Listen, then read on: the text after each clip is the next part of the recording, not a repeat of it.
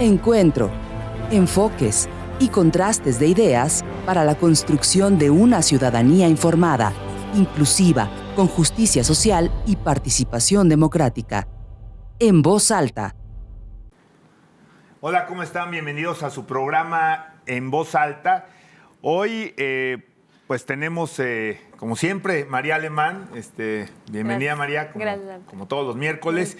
Y un invitado especial, Walter López, que además, por cierto, pues coincidimos en algún momento también político, como contrincantes, pero no necesariamente quiere decir que con ninguna situación de confrontación personal, sino todo lo contrario. Creo que con muchas coincidencias, Walter, y es un honor tenerte hoy en este programa donde vamos a platicar pues de una agenda que ya se había afortunadamente superado, aparentemente, ¿no? Que es esta situación del matrimonio igualitario, con el precedente que la legislatura del Estado de Querétaro aprueba finalmente el 22 de septiembre esta posibilidad jurídica de que dos personas del mismo sexo puedan, del mismo género, mismo sexo, habrá que entrar también a los temas de las definiciones, o dos personas simplemente sin especificar el sexo. Y bueno, pues esto se publicó ya en noviembre, el 11 de noviembre, bajo un esquema que ahorita también platicaremos cómo es que jurídicamente se da. Pero, Walter, esto no es el final de la agenda LGTB más, o como ahorita no podrás tú describir, sino que existen otros, digamos, proyectos que tienen que ver con la parte de poderlo reflejar en el marco jurídico y otras cuestiones que nos platicarás, Walter. Entonces yo te dejo a ti, digamos que la palabra para que nos platiques un poco más qué pasó primero, y si quieres luego entramos hacia dónde va esta agenda que no necesariamente está terminada. Vale, pues primeramente buenos días, María, Max, tu auditorio aquí del programa, y pues es un honor estar compartiendo pues esta mesa con ustedes, ¿no? Pues sí, básicamente la agenda LGBT a nivel nacional y local tenemos pues muy claro hacia dónde vamos, ¿no? Básicamente lo primero es igualdad de derechos, siempre lo hemos dicho, no queremos ni más derechos ni menos derechos, simplemente igualdad de derechos ante la ley como cualquier ciudadano o ciudadana mexicano, que es lo que está además consagrado en la Constitución, etcétera, ¿no? Esto queda claro porque muchas veces algunos grupos dicen, es que quieren más derechos. No, o sea, lo que queremos es una igualdad de derechos como ciudadanos y ciudadanas que somos, ¿no? Y bueno, pues la agenda empezó, ustedes saben, desde la 58 legislatura, con el tema del matrimonio igualitario. ¿Por qué? Pues porque se venían dando casos donde parejas que vivían juntas y que habían construido un patrimonio, pues cuando alguno de ellos moría o ella moría, pues eran quitados de ese patrimonio por la familia, porque la ley establecía que no había ningún vínculo de familiar. Correcto. Ni nada, ¿no? Entonces empezó con las sociedades de convivencia ahí a principios de este siglo, y después los Países Bajos en el 2001 dijeron, oiga, no, ¿por qué inventamos otra figura jurídica? Esto tiene que ser la misma figura jurídica, que es el matrimonio civil. Y bueno, pues esto fue avanzando en las organizaciones de derechos humanos mundiales hasta que llega a México, pues en el 2009, diciembre del 2009, en la Ciudad de México, y ahí abre este portón de derechos humanos, y finalmente Querétaro, pues llevábamos pues 3 legislaturas, la 58, la 59 y finalmente, la 57, 58 y en la 59, donde el Frente Queretano con otras organizaciones nacionales dijimos, sabes que esto tiene que abrirse en Querétaro, e hicimos de todo, ¿no? Hicimos desde pláticas, llevamos estadísticas, reuniones, todo este tema, hasta que vimos, porque nos dijeron que la línea era una línea partidista, y dijimos, oye, espérame, no. La línea debe ser la Constitución y los derechos humanos. Y entonces, bueno, cuando vimos ese camino institucional cerrado en la legislatura, en la Comisión de Administración y Procuración de Justicia, pues decidimos pedir la justicia federal e hicimos un amparo. 2 mujeres lesbianas, 2 hombres homosexuales. Finalmente, por omisión legislativa, porque esto ya tenía 3 legislaturas, estábamos ya con 2 años pasados de trabajo en la 59 legislatura, y el juez federal nos concede el amparo. Esto estamos hablando de básicamente unos 6 meses antes, en marzo del año pasado. Y después, el abogado de la legislatura recurre esto. Y nos quedamos en ese impasse, y a un mes de que se cerrara la legislatura yo fui, junto con otras activistas, a la Suprema Corte, y el senador Gilberto Herrera y la diputada Celeste pues compañera tuya, allá en la Diputación, me acompañaron a la Suprema Corte de Justicia a pedir la atracción del caso queretano por omisión legislativa y porque pues era de justicia. Y en la última, un día antes de la última reunión de la legislatura, les llega un comunicado de la Suprema Corte de Justicia que iban a traer el caso queretano, y entonces, bueno, pues tenían la opción de legislar y votar, o esperar a que, como en Nuevo León o en Jalisco, que la Suprema Corte de Justicia les enmendara la plana. Creo que la decisión política fue la correcta. Los diputados y diputadas de la 59 legislatura votaron con el 80% a favor de pasar esta iniciativa, y finalmente pasa el matrimonio igualitario, también el concubinato igualitario, y no pasa la adopción, porque la adopción ya sabíamos que no había en la ley queretana ninguna restricción a ninguna persona para poder adoptar, ¿no? Y algo sucede, bueno, después de eso, que festejábamos en noviembre y diciembre, en enero, pues un grupo antiderechos pide al IEQ, lleva firmas pues para quitar el derecho al matrimonio ya ganado, ¿no? Esto se destapa en enero, cuando el IEQ les dice que no juntaron las firmas y que eso se echó para atrás. Y finalmente, hace unos días, a finales de la semana anterior, nos enteramos que ese recurso que metió el abogado de la legislatura, que había estado en un impasse, finalmente fue rechazado, y que la justicia federal finalmente, y esto es muy importante, nos otorga la razón a las 4 personas que nos amparamos. Y esto cierra esta primera etapa del matrimonio igualitario, que obviamente lo vemos los activistas y las activistas como el primer paso que se abre el gran portón de los derechos humanos, porque es como la iniciativa más difícil de pasar en las legislaturas históricamente. Las siguientes son como mucho más fácil. Pues obviamente había mucho trabajo por hacer, ir ganando la empatía y la causa social. Y finalmente, las últimas estadísticas que teníamos de Querétaro era que el 63% de todo el estado apoyaba el matrimonio igualitario, y ese número subía al 67% en el municipio de Querétaro. O sea, y lo vimos cuando también hubo manifestaciones en la calle de grupos antiderechos, muy poquitos ya, pidiendo el veto al gobernador. La gran mayoría de la población salió a las redes sociales diciendo que no, que ya, por favor, dejaran casar a la gente y que pasáramos esta página y que entráramos, de hecho, pues ya de lleno al tema del derecho humano a formar una familia a través del matrimonio, el concubinato o la adopción. Ya. María, tú lo viviste de alguna forma, ¿no? En la legislatura local, creo que... Y en la federal, el tema del reconocimiento, por ejemplo, para el tema del seguro social, para el concubinato, ¿no? Sí. Sí, efectivamente. La verdad es que yo creo que para mí es un tema muy simple. Es un tema donde yo me remonto mucho a mis clases básicas de derecho, en donde había esta discusión del justnaturalismo y el justpositivismo, ¿no? Que para el auditorio es un poco el decir, a ver, la persona nace con los derechos o se le otorgan a través del derecho escrito, ¿no? Es esta eterna discusión entre si los tienes inherentemente por ser persona, o si en realidad los tienes en el momento en el que la ley te los reconoce, ¿no? Y yo creo que en este tema de discusión, para mí es eso, es al final del día estamos hablando de derechos humanos. Claro. Punto. O sea, para mí, yo me acuerdo mucho también en mis clases básicas de principios de derecho, me decían, el derecho existe para regular la realidad social. Esa es la esencia de existencia del derecho.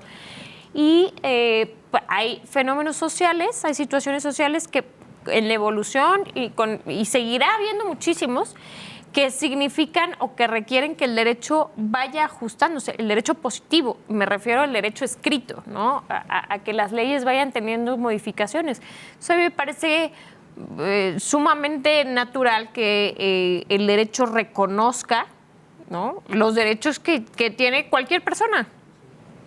Porque no podemos dejar en estado de indefensión, porque no podemos dejar en estado de desigualdad a nadie. Al final del día, ese es el objetivo del Estado, ese es el objetivo del derecho. Entonces, yo te escucho, Walter, y la verdad es que digo, qué tortuoso ha sido, los reconozco y qué bueno que no han desertado, pero ha sido, y ahorita lo resumiste en 5 minutos, pero ha sido un caminar. Años. De años, de verdad, cuando no debería de ser así. O sea, debería ser tan simple como entender que las y los legisladores a nivel local y a nivel federal están para adecuar el marco normativo, es decir, para adecuar, si la palabra lo permite, el derecho positivo a la realidad social, y que tiene que garantizar ese marco normativo el reconocimiento de los derechos humanos a todos, la condición de igualdad para todos y para todas, ¿no? Entonces, para mí es así, en esta concepción tan simple, tan sencilla, pero la verdad que yo los escucho, digo, qué determinación, pero qué tristeza que haya tenido que ser así. Y luego si entramos a la discusión, que seguramente ahorita lo comentarás, Artur, si entramos a la discusión, decir, bueno, además, ok, se logra la votación a favor en la legislatura local, pero nunca se publica por el gobierno del Estado. O sea, para quien nos está escuchando, pues nos está viendo, cuando se aprueba una reforma, una ley en la legislatura local, el Poder Ejecutivo es quien la publica. Anteriormente, normalmente. Exacto, normalmente. Anteriormente solo el Ejecutivo, entiendo, y ahorita ya seguramente Arturo nos va a platicar más sobre eso, pero ahora ya hay la posibilidad de que la misma legislatura, a través de los medios de comunicación de mayor circulación del Estado, pueda publicarlo.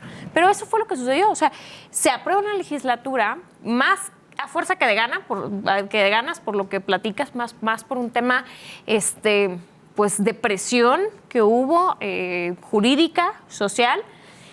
Y una vez aprobado, se toma la decisión en el gobierno del Estado de decir, no lo vamos a publicar. Aquí entra la pregunta de acertada o no. En mi opinión, yo creo que no lo fue. Al final del día, creo que es un tema donde tú no tienes... Primero me parece que es un tema de invasión de facultades de poderes, porque al final... tienes que respetar la decisión de un cuerpo colegiado, de un poder distinto, que es el Poder Legislativo, que ya había tomado una determinación. Haya sido como haya sido, forzada o no forzada, empujada o no empujada, ya había una resolución. Y creo que en ese sentido pues, se equivoca el gobierno del Estado en decir no la publico. Es mi opinión. Sí, a mí me tocó... Bueno, yo no sé por qué esta palabrita me tocó, parece como fuera tómbola, ¿no? Pero sí. la realidad es que... cuando uno pasa por la legislatura, pues tú, al menos en lo personal, María, estoy seguro que también es tu caso, pues tratar de dejar algo, ¿no? Tratar de dejar alguna especie de avance, sí. de avance en materia del marco jurídico y en el particular en el tema democrático. Lo que peleamos y en lo personal estuve muy insistente en la posibilidad de que desapareciera, como afortunadamente logramos en la 54 legislatura, que desapareciera lo que se le conoce como el veto de bolsillo, sí. ¿No? Es decir, para el auditorio en voz alta, una ley no entra en vigor hasta que se publica, ¿sí? No basta solamente con la aprobación del colegiado, en este caso de la legislatura local, sino que tiene que ser publicada. Entonces, en el esquema anterior era... que si el gobernador o el secretario de gobierno, algún funcionario tomaba la decisión y le decía, ¿sabes qué? Guárdala en el cajón y no la publiques, ¿no? Entonces se le conocía como el veto de bolsillo, porque independientemente que la legislatura hubiera aprobado una modificación o creado alguna ley, bueno, pues simplemente no la publicaba si se acababa el asunto. Entonces lo que se hizo y hoy afortunadamente hay un elemento para decir que ha tenido algún provecho, es que ante la negativa y un plazo máximo que se le diera al Ejecutivo para que la publicara, entonces podría hacer la legislatura publicándose en medios impresos de importante difusión local, ¿no? Entonces, bueno, eso es una ventaja que le da hoy el marco jurídico, pero había otros elementos, Walter, yo creo. Otro, increíblemente, ya se podía, entiendo, acudir a buscar este tipo de matrimonios a partir de sentencias que ya había habido en la Corte. Si mal no entiendo, la mecánica para poder contraer matrimonio dos personas del mismo sexo era el amparo, ¿no? Claro, y como existía la jurisprudencia, pues desde el 2015, pues finalmente todos los amparos se ganaban. Simplemente que era una condición discriminatoria. Claro. Siempre dijimos, oye, aquí no se está discutiendo en Querétaro si sí o no matrimonio igualitario. Eso ya se discutió, ya se discutió a nivel federal. Hay una jurisprudencia de la Suprema Corte de Justicia y finalmente el matrimonio igualitario en México, en todo el país va. Simplemente que hay estados, como estaba Querétaro anteriormente, que tenía un código civil discriminatorio, que a unas parejas les pedían amparo para casarse y a otras parejas no. Esto es lo que estábamos discutiendo, ¿no? Finalmente todos los amparos se ganaban, pero no era nada cómodo que tú tuvieras que tramitar un amparo y no podías saber la fecha de tu boda porque no sabías si el amparo iba a tardar 2, 3, 5 meses. Para tomar una decisión de vida personal. Personal, o sea, el Estado metiéndose en tu vida personal cuando no se mete en la vida personal de tus hermanos heterosexuales. Entonces, esto era lo que se discutía.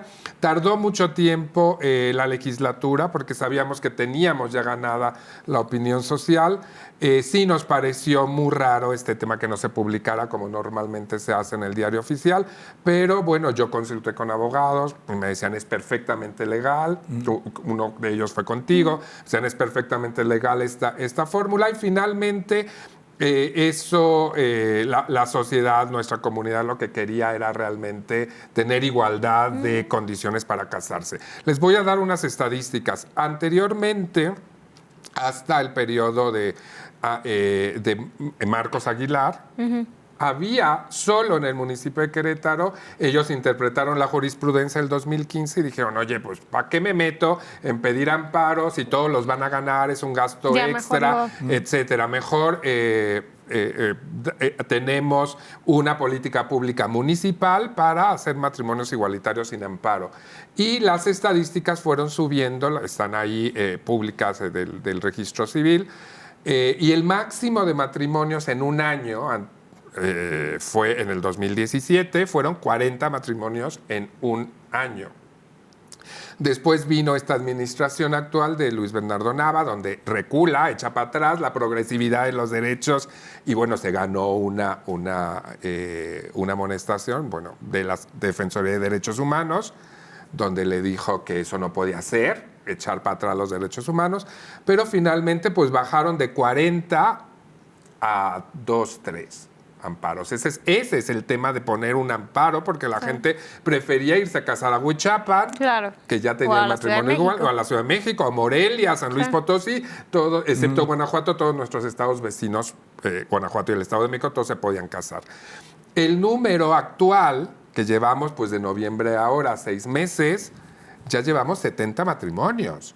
O sea, el número tope que teníamos en un año de 40 lo hemos rebasado en 6 meses. Claro. Esto quiere decir que se está casando gente en municipios que no se lo pensaban, en la sierra, en el semidesierto, etcétera. No es solamente un fenómeno metropolitano.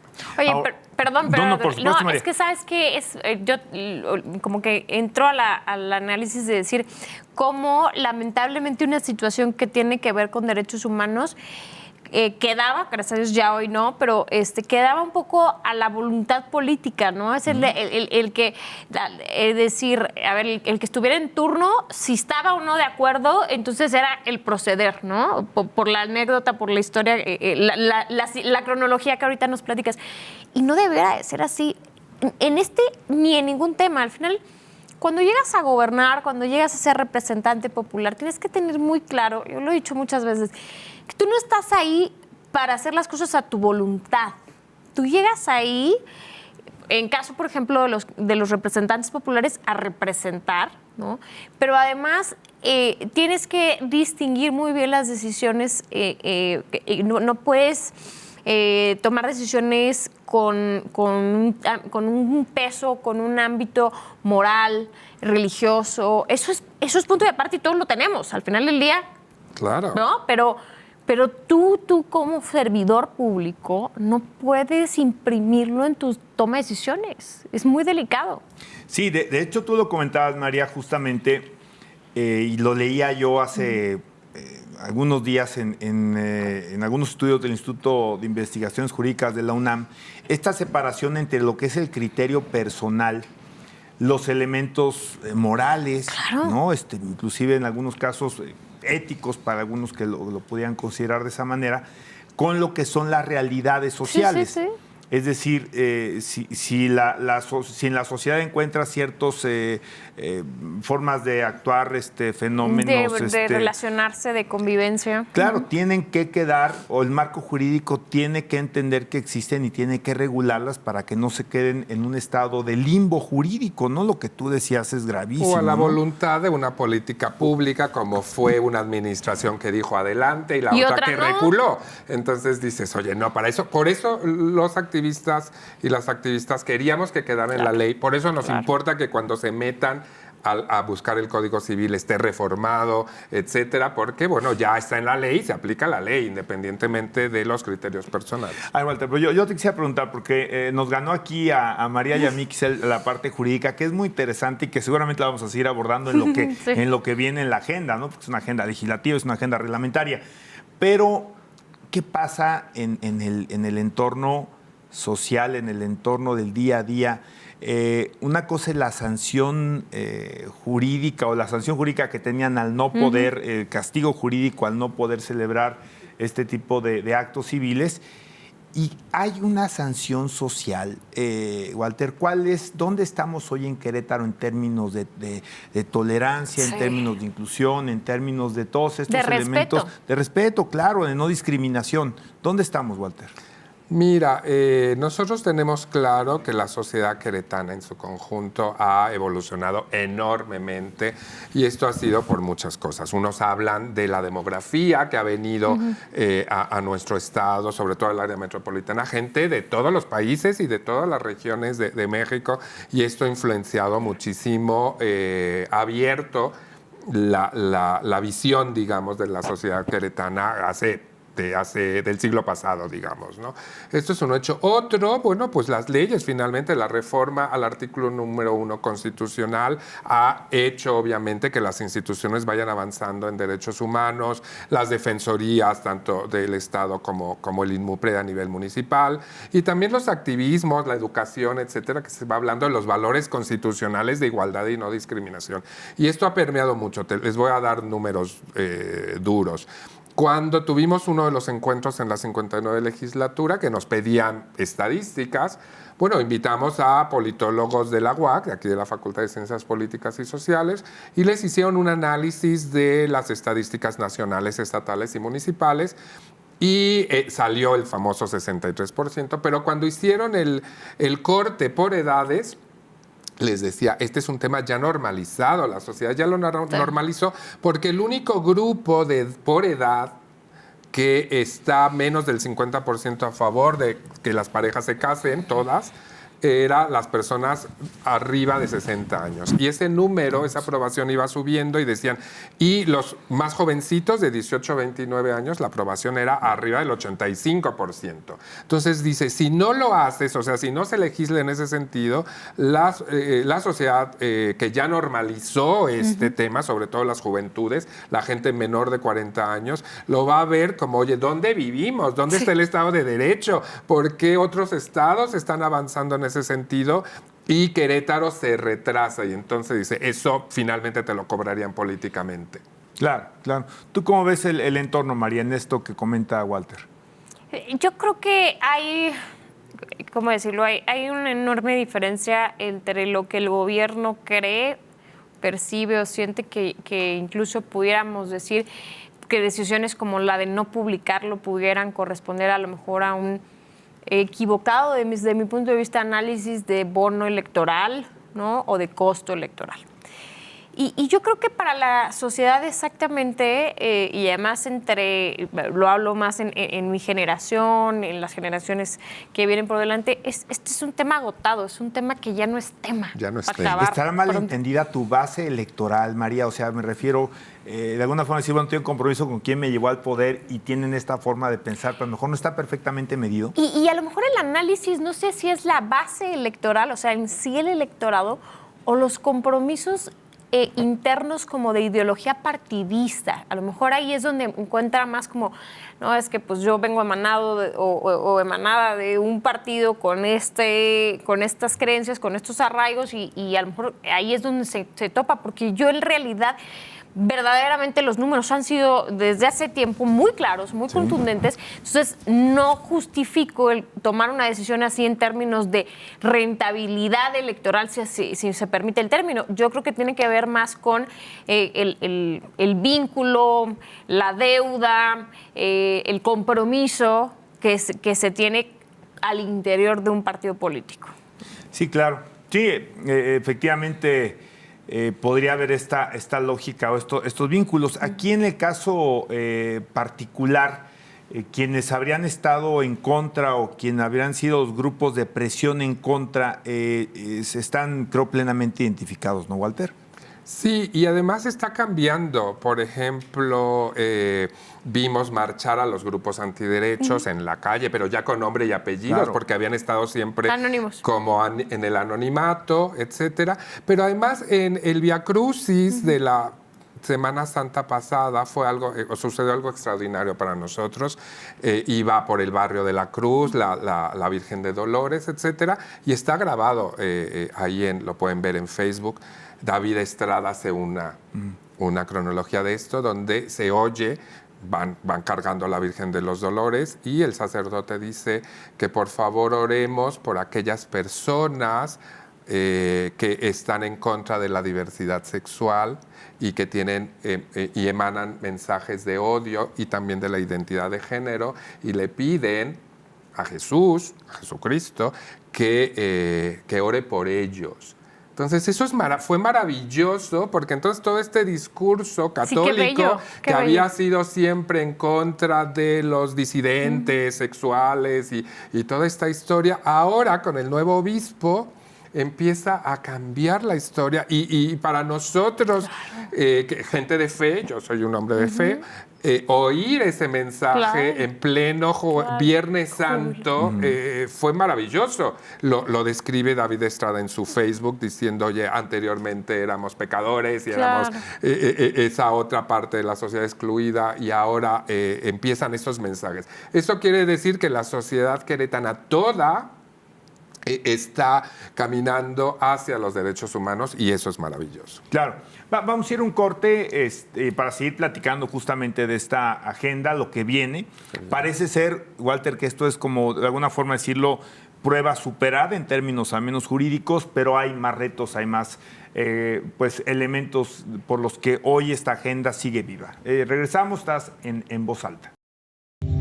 Continuamos en Voz Alta. Seguimos en Voz Alta y, Walter, pues hablábamos de prueba superada, ¿no? Aparentemente, hoy jurídicamente en Querétaro hay una posibilidad jurídica que dos personas, independientemente del sexo, puedan contraer matrimonio. Quizá, a lo mejor me quedaría todavía para antes de agotar este tema, quizá con algo que me señalabas tú antes y platicamos también con María, que no está... No, si tú acudes a la página de la legislatura y consultas el Código Civil, parece que todavía no está actualizado, ¿no? Sí, este es un pendiente más. Nos dicen que no es el caso queretano el único a nivel nacional, activistas nacionales, pero sí lo vamos a tocar con la secretaria de Gobierno estatal, decir, oye, ¿qué está pasando? Claro. Porque pues nuestros jovencitos, ahora con el 17 de mayo, abogados, se metieron y no está actualizado el Código Civil, y esto nos preocupa y nos ocupa, y vamos a buscar esa reunión. Innecesario. O sea, yo creo que, a ver, ya. Es como ponerle No, seguirle poniendo piedritas a este camino que por sí ha sido.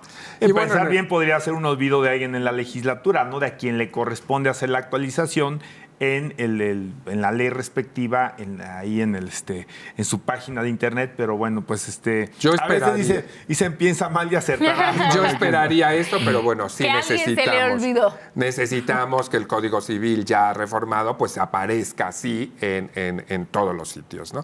Que es un tema de la legislatura, ¿eh? ¿Sí? Digo, no tengo la menor duda que encontrarás oídos abiertos en Secretaría de Gobierno para atender este tema, pero me parece que es un tema que le toca más a la legislatura. Pero ¿qué sigue, Walter? ¿Qué sigue en este trabajo con legisladores, con sociedad, con gobiernos? ¿Qué viene? ¿Qué es lo que está pendiente? Mira, me gustaría terminar algunos flecos del tema del matrimonio igualitario. El 12 de mayo tuvimos unos encuentros maravillosos que organizó la Defensoría de Derechos Humanos, el doctor Rascado y su equipo. Y ahí, bueno, pues nosotros hablamos también de los pendientes, de la agenda, de todo esto, ¿no? Pero en el caso del matrimonio igualitario, y eso se lo dijimos al doctor Rascado, que la Defensoría tendrá que apoyarnos, porque viene en el matrimonio igualitario personas cero discordantes. ¿Esto qué quiere decir? En el caso que de parejas pueden ser heteros o no heteros, que uno tenga una enfermedad y la otra o el otro no tenga esa enfermedad, el Código Civil te prohíbe casarte. Claro. Para todas las parejas, ¿no? Entonces, ¿qué pasa? Nos han llegado ya varios casos de parejas... Por las pruebas que tienes que presentar. Ajá, por los análisis de sangre, ¿no? Los prenupciales famosos. Eso es discriminatorio. Por ejemplo, si tú te casas en la Ciudad de México, nadie te pide eso. Y en Querétaro, ¿qué ha pasado? Pues la gente se ampara. Y obviamente gana siempre el amparo. Entonces, esto es volver otra vez a un fleco, el decir, oye, ¿por qué el Estado se tiene que meter a una decisión personal? Obviamente la pareja lo tiene que saber, discutir. Y si se quieren casar en esas condiciones, como lo dice a las personas que han ganado el amparo, pues las casan a todas al 100%. Entonces, yo le pedí al doctor Rascado que nos ayude con un cambio ahí en el Código Civil, que elimine esta traba discriminatoria. Y otro tema son los derechos filiativos. ¿Qué está pasando? Perdón, Walter, si te pudiera interrumpir, a ver, para entenderlo y el auditorio también. ¿Cuál es el planteamiento? Sería que sí se llevaran a cabo los exámenes médicos correspondientes, pero que no fuera un impedimento, es decir, tratar de proteger a la pareja no enferma, haciéndolo consciente o de conocimiento que su pareja puede tener una enfermedad, pero que consciente de esto decide casarse. O van a que simplemente no se pidan los estudios. Esto se tendría que analizar. La Ciudad de México no te pide ningún estudio para nada. Hay otros estados donde te dicen, oye, sí, haz los estudios para que la gente sepa cómo está la situación y tomen una decisión particular. Cualquiera de los dos casos podría funcionar para Yo creo que sí Querétaro. Tendría que ser necesario la práctica de los estudios por un tema de salud pública, ¿no? O sea, porque creo que es un tema en el que el Estado sí puede velar por el tema de la salud pública, y lo que no puede hacer es intervenir en tu decisión, pero lo que sí se debe hacer es, bueno, si alguno de los dos contrayentes tuviera alguna enfermedad, es importante que lo sepa para que tengan el cuidado responsable, ¿no? Que se tenga que tener médicamente. Depende del caso específico. Pero sí creo que ahí tiene derecho el Estado a intervenir por un tema de salud pública. Claro. Incluso heterosexuales. Es decir, Claro. no es un tema que...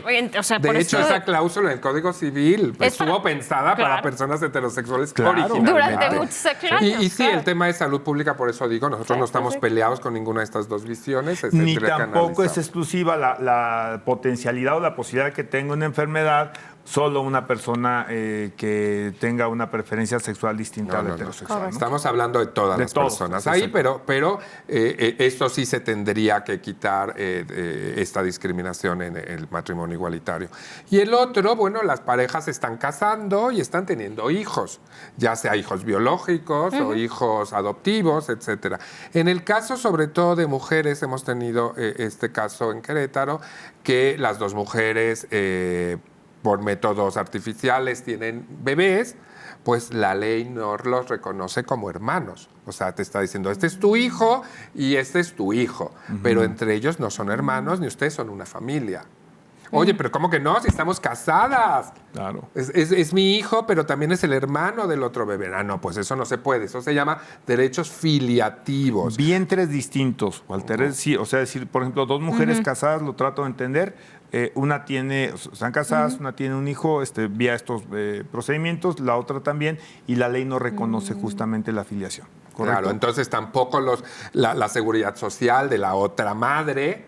Entonces, todo porque al esto final hay filiación consanguínea y hay filiación, ¿cómo podríamos denominarlo? Civil, reconocimiento. O sea, porque eso es lo que se buscaría, ¿no? Al final del día no tienen la misma, no puede ser consanguíneo porque no llevan la misma sangre, pero sí pertenecen al mismo núcleo, en este caso familiar, ¿no? Claro. Entonces es este reconocimiento de estas nuevas familias diversas que se están creando, porque la gente no se casa y no tiene hijos, obviamente se casa y mucha gente está teniendo hijos por diferentes caminos, ¿no? Entonces estos son pendientes que estamos trabajando con la Defensoría. ¿Y hay referentes nacionales, Walter, que puedan servir como parangón para esto que se plantea, que se pretende? Es decir, que algún otro estado de la República ya tenga este tipo de reconocimientos, o tenemos que acudir a legislación extranjera. En los dos sí hay, la Ciudad de México en este sentido. Por ejemplo, ellos en la Ciudad de México se legisló en paquete, la gente se casa, tiene hijos, se reconocen, todo ese tema está muy avanzado. A mí me genera una duda, por ejemplo, ¿qué pasa en el caso del reconocimiento, por ejemplo, de paternidad, pero que no es consanguíneo? O sea, al final no es tu hijo de sangre, si así lo podemos llamar, pero tú decides darle tu nombre, ¿no? Y tu apellido y reconocerlo como tu hijo civilmente. Eso sucede. Sí, claro. Hoy por hoy. ¿Cuál sería la diferencia? En este caso, por ejemplo, que no sé si hay un impedimento, en el ejemplo que estamos poniendo, dos mujeres, una de ellas se embaraza, y la otra puede reconocer, digamos, la maternidad también del hijo, ¿o no? De eso se trata. O sea, ¿Hoy no se puede? Hoy no se puede. Entonces que dicen, no, ¿cómo? No son hermanos, no son de sangre. Entonces todo esto... Pero no me refiero a hermanos, no me refiero a que las dos tuvieran hijos. Me refiero a que una... no, tampoco se puede. Imagínate que los adoptan, pues tampoco. Ajá. Todo este derecho... Pero ahí es donde no entiendo la diferencia. Si fuera un caso de una pareja heterosexual, se podría. Sí, pero acá el tema es que no, le están diciendo, regístralo o como tu hijo solo, y tú también regístralo como tu hijo. Bueno, ok, pero no, nosotros somos una familia, Claro. ya estamos casadas, son nuestros hijos. Ya te no entendí. son mis hijos y tus hijos, son nuestros hijos. Entonces, todo este tema familiar, aquí entramos ya al tema de familias diversas, es súper interesante. Y luego, pues, ¿qué sigue? Sigue en reconocimiento de otros derechos importantísimos. Ya estamos trabajando, de hecho, el 14 y 15 de mayo trabajamos con una gran organización nacional que se llama YAG México, es una organización de jóvenes LGBT muy importante. Vinieron a Querétaro un sábado y un domingo a trabajar con nosotros y abogados de la legislatura para co-crear la iniciativa para prohibir las mal llamadas terapias de conversión. Ah, sí. Porque en el Bajío, finalmente, estadísticamente, todavía algunos de los padres son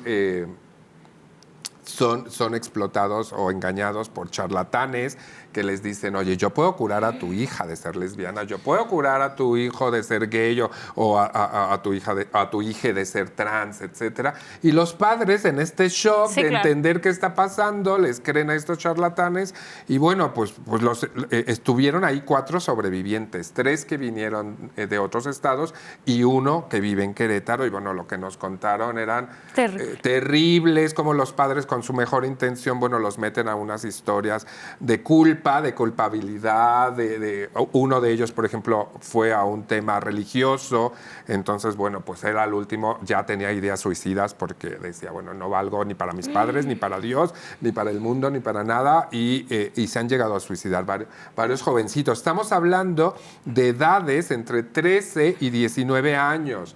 O sea, estamos hablando de adolescentes, o sea, no están... Muy vulnerables, además, sumamente ¿no? vulnerables. Entonces, otra chica, por ejemplo, su testimonio fue que 2 hombres la violaron para quitarle lo lesbiana. Esas violaciones correctivas a mujeres. Entonces, eso son torturas, ¿no? Otra chica nos dijo que en la universidad, el rector de su universidad, que no nos dijo el nombre de la universidad, la obligaba para seguir estudiando que fuera a unos cursos religiosos también para que cambiara su sexualidad. Y bueno, la OMS y todas estas organizaciones mundiales están diciendo que la homosexualidad, de hecho el 17 de mayo se conmemora porque la OMS en 1990 dijo que la homosexualidad era una orientación sexual igual de válida y rica y todo que la heterosexualidad. Entonces, estos chicos tienen un hashtag muy interesante que dice nada que curar. Y a la gente que charlatana que les diga a los padres que hay una cura de una orientación sexual, es como si te dijeran, te voy a quitar lo heterosexual, porque es una enfermedad. Pues no. Claro. Entonces, bueno, trabajamos una iniciativa muy importante que con abogados del diputado Cinesio, y bueno, pues finalmente esperamos en junio poderla ingresar. Ojalá fuera con diferentes diputados y diputadas sensibles, porque este es un tema de proteger a niños, niñas y adolescentes contra estas violencias, como se hizo con Kevin y su mamá, ¿no? Estas son violencias familiares, pero aquí exacerbadas por charlatanes que te quitan dinero a la familia y te mienten diciendo que pueden curar algo que no es ninguna enfermedad. Yo tengo una duda. Al final, esto no tiene que ver mucho con quizá la falta de hablar del tema, de información, o sea, no sé, trato de pensar en la posición de los papás, ¿no? Como bien dices, primero a lo mejor un poco en el shock, en procesarlo, que creo que ya cada vez debería de ser, no debería de, ¿no? O sea, no tendría por, pero bueno, entendiendo, no es un poco como falta de información, o sea, porque esto es desinformación, o sea, creer que es algo que se puede curar a través de un tratamiento, de una charla, lo que sea, pues creo que la base es desinformación. No tendría ahí, y es un planteamiento, no tendría ahí el Estado una obligación de informar, o sea, al final del día como de difundir información veraz en un sentido. Inclusive más allá, María, a lo mejor no solo informar, educar, ¿no? Que entiendo que ese es el tema base. A eso voy. Sí, bueno, la iniciativa va en ese sentido, ¿no? O sea, primeramente decir, esto es un delito. Claro. Y por lo tanto tiene que tener penas para estos charlatanes. Sí. Y otra parte donde dice... Oye, de entrada es fraude, ¿no? Digo, así. Es fraude. Sí. Y después decirle, oye, tú como Estado tienes que educar pues a las familias a través de campañas, etcétera, junto con activistas. Hay mamás y papás activistas que, pues en lugar de llegar un charlatán, te llega alguien que vivió esa situación y que puedes conversar con estos padres y madres, ¿no? Y por otro lado, sí, en la UCEBEC, por ejemplo, todo este tema de educación sexual, dependiendo del grado de los niños, empezar a protegerlos, ¿no? Decir, oye, nadie te puede tocar, pero nadie te puede llevar a algo que es una tortura para ti, cuáles son tus derechos como niños, niñas y adolescentes, y empezar a hablar de esto, porque recordar que el Bajío, a diferencia de otras regiones del país, yo, por ejemplo, tengo una educación norteña y en mi familia se hablaba de todo, en todas partes. Y la cultura del Bajío es una cultura más de silencios, más de cuestiones... De temas que no se tocan. De estos tabúes, que otras partes de la República, pues esto no lo vivimos igual. Entonces, creo que sí es un tema de hablar, pero tener apoyos y que el Estado diga, efectivamente, bajo con esta ley, que ojalá pase, con esta iniciativa, que diga, sí, efectivamente es un delito, esto no lo vamos a permitir en Querétaro, y cuidar. Ahí yo les digo a los legisladores, realmente esto es parte de la agenda del cuidado de niños, niñas y adolescentes. Entonces, diputadas que están en la comisión, como la diputada Dorantes, etcétera, pues que tomen esta iniciativa, vamos a tener una reunión con ella, pues para que haya más y más diputados de todos los colores para prohibir estas horribles terapias de conversión. Claro. Y bueno, este tema da para... Es más, yo estoy a punto de decirte, nos quedamos con el primer tema, ¿no? Porque parecía que lo del matrimonio tenía una serie de vertientes que todavía no estaban perfectamente agotadas en términos legales. Pero, pues, ni modo, para tratar de redondear. género, Walter? ¿Cuáles son los retos del tema de género? Estamos hablando del cambio de género, ¿no? En los pocos minutos que nos quedan, Walter, para mejor darnos una pequeña idea de cómo está esta situación. Sí, mira, el 16 de mayo tuvimos otro taller para co-crear esta iniciativa de cambio de identidad de género, que sería la tercera ocasión que ingresamos una iniciativa así. La gran diferencia es que en las 58 y 59 legislaturas siempre se habló del cambio de identidad de género para personas adultas, porque todavía los movimientos de papás y mamás que tienen este tema de infancias con cambio de identidad de género no eran tan visibles. Actualmente ya no, o sea, ya hay un decreto en la Ciudad de México para que se pueda hacer este cambio de identidad de género desde las infancias, sin edad, digamos, en Jalisco, en Oaxaca. ¿Por qué? Porque los papás y mamás están diciendo el cambio de identidad de género en los papeles y que concuerde con la identidad de género de la persona real salva vidas. Nos dimos cuenta y la comunidad trans nos decía, llegar a los 18 años ya somos sobrevivientes. El gran problema de suicidios ahí, de bullying, se da en la secundaria.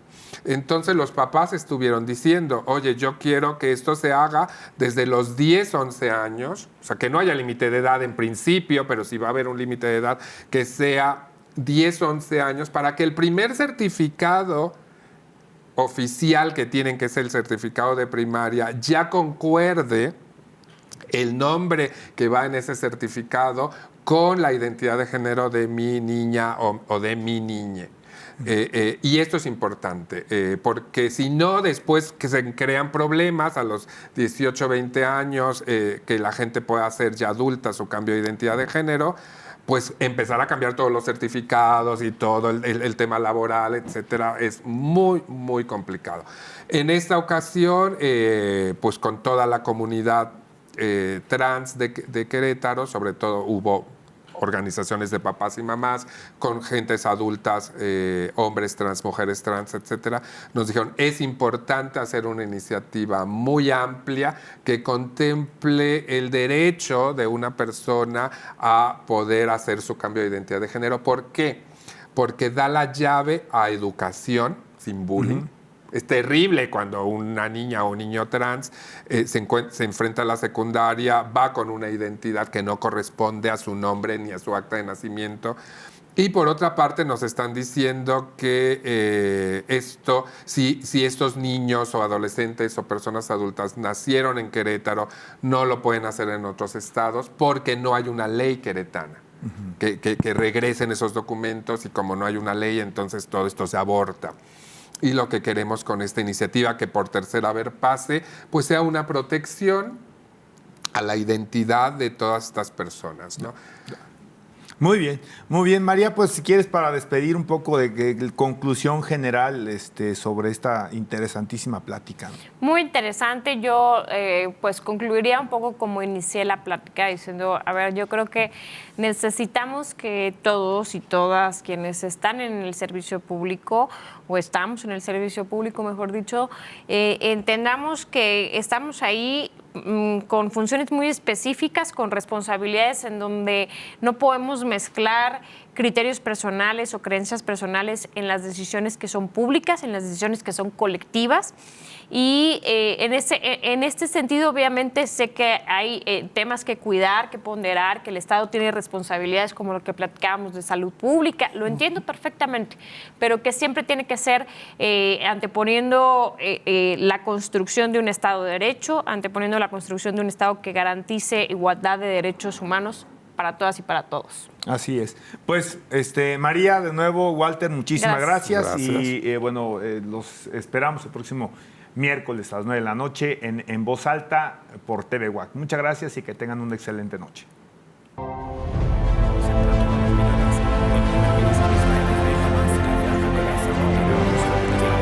Gracias por acompañarnos en esta emisión. Esto fue En Voz Alta.